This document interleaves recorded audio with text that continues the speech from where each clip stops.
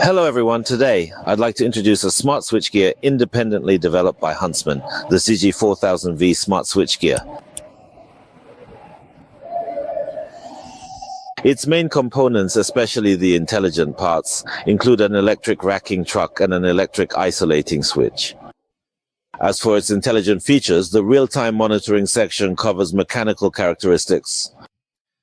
The mechanical characteristics section collects the open and closed status of the switch. For example, regarding energy storage, it gathers data from the energy storage motor, including the energy storage time and current during monitoring. If the motor runs idly, it will issue a timely alert. Actually, for the user, when there is an issue with the motor, during opening or closing operations, it collects the inrush current time and the energization time of the opening and closing coils. To put it simply, it directly measures both the mechanical action time and the coil action time, allowing you to see these values clearly and intuitively. Moreover, every single closing and opening operation is meticulously recorded in comprehensive detail. Things like the precise time, any contact bounds, and the operational speed are all clearly and continuously monitored in real time, providing a complete overview. Secondly, the next feature is switch temperature measurement.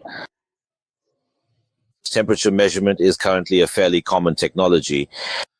All equipment is directly and intrinsically related to temperature in one significant way or another. For example, if the contact temperature is too high or the crimping here is not secure, it will be clearly indicated by an excessively high temperature.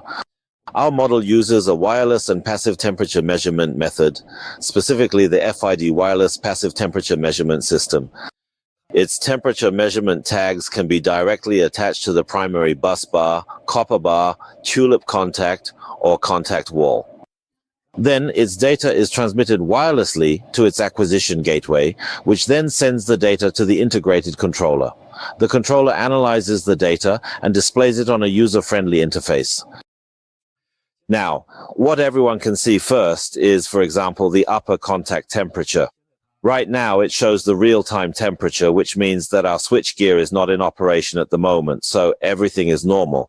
This here, the ambient temperature, and then there are 6 tulip contacts plus 3 cable terminal temperatures, all of which are being monitored online. This is wireless temperature measurement. It's wireless temperature monitoring. We can set a certain range of values, such as at what temperature to trigger an alarm and at what temperature to trip the breaker.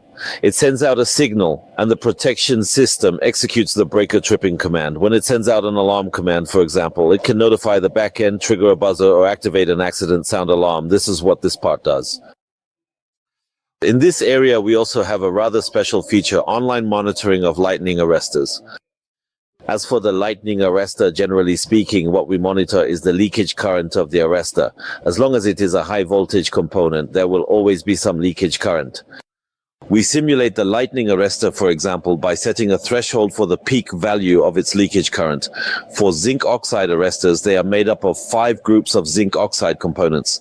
For example, if one group of zinc oxide components is not in good condition, say its insulation performance has deteriorated or it has broken down, the leakage current will gradually increase. We monitor this leakage current, and when it reaches a certain value, an alarm will be triggered. If it continues to rise to another threshold, the circuit breaker can be tripped, and the system will give an early warning to the customer that this lightning arrestor needs to be replaced. Because the lightning arrestor is also an important component of the high voltage cabinet. At present, we are already monitoring our insulation components, circuit breakers, and temperature. But the only thing left unmonitored is the lightning arrestor.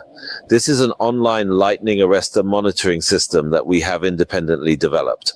The health status and real-time data of the lightning arrestor can all be transmitted to the back end, providing users with a clear assessment. Next, let me introduce another function, which is partial discharge monitoring for the switchgear. This is also included in real-time monitoring. For partial discharge in switchgear, there are currently only 2 monitoring methods. One uses electromagnetic waves, the other ultra-high frequency. Ours uses both methods. This one here is the electromagnetic wave type, and over here this one is the ultra high frequency type for partial discharge. We use both as references, so it depends on which one the customer or user prefers. This is for partial discharge monitoring. And finally, there is the protection function. Many users used to connect the protection function directly to the back end, but this cabinet has broken with convention. The protection function is now just one part of the switchgear because our additional features have already surpassed the protection function. So we obtain current and voltage from the protection as well as data from the protection, and then R5 is sent to our controller, and then the controller transmits it to the back end. For it, protection is already a significant part of its functionality. Just now, after introducing the real-time control, let me now introduce the video monitoring to everyone. Nowadays, many switching devices require video monitoring. Our monitoring focuses on the circuit breaker and the isolator. You see, with video monitoring, there is an intuitive video feed, which can also be transmitted to the back end via data. Currently, this is the monitored test position of the circuit breaker. As for the current position of the circuit breaker, it includes energy storage, test position open, service position, isolator position, and test position open. So all the data can be uploaded to the backend wirelessly, and then users can view all the data remotely on their phones.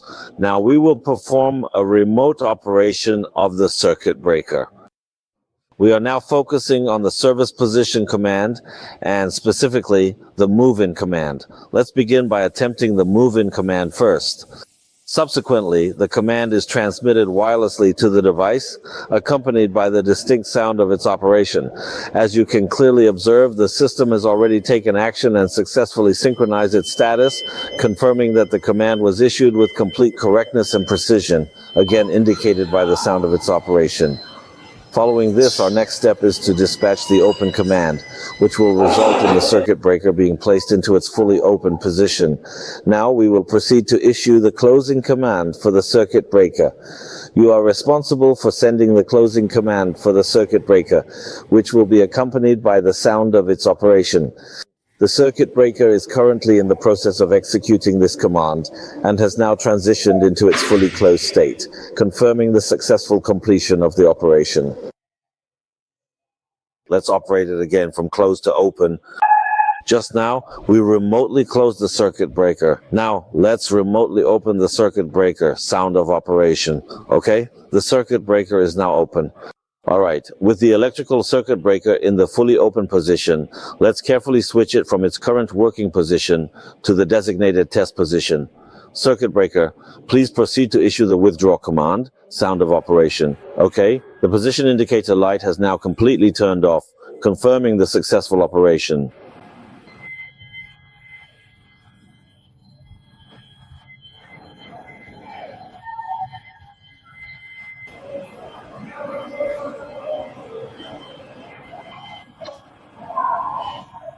All right, now we're at the test position. Let's change the page and switch to the meter knife. Okay, today the meter knife is now in the fully separated position, and the main breaker is also in the completely separated position, and everything is absolutely normal at the test position. So we can now proceed to operate the meter knife. Now this is the meter knife closing command. We are currently issuing the meter knife closing command, which will initiate the closing sequence. Yeah, the video feed is a bit delayed. All right, that was our operation circuit just now. Let's take another look at its real-time monitoring. For real-time monitoring, you see we've now switched to manual mode. Let's check the measured and returned data. It's currently in the open position. We'll switch to manual emergency closing. Let's start. Now let's take a comprehensive look at the real-time online function of its intricate mechanical characteristics. Right now, we are smoothly switching from an open state to a fully closed position.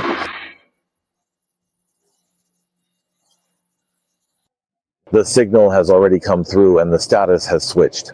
Look, the closing time was November 4th, 2023 at 11:01:28. The initial current was 0.3 amps and the current rise time was 35.59 milliseconds per amp. As for the peak operating current, this refers to the coil's highest peak value. The peak current is 0.36 amps. The auxiliary contact break time is 26 milliseconds and the coil hold time is 32 milliseconds. This is the coil current. We've also covered switchgear temperature measurement, introduced the surge arrestor, and explained both residual current and string protection. The main feature is that at present this is the mechanical characteristic online monitoring device for switchgear that everyone in the market is working on. It measures real-time data and that's basically its main function. As for the overall cabinet design, it uses the Kevin 28 neutron cabinet structure and then adds various auxiliary functions currently in the market. It basically has all the functions currently available on the market, and it also has features that aren't available elsewhere. For example, the online monitoring of surge arresters is something unique to it. It's a special and practical function that we developed ourselves. Alright, that concludes the basic introduction to its functions.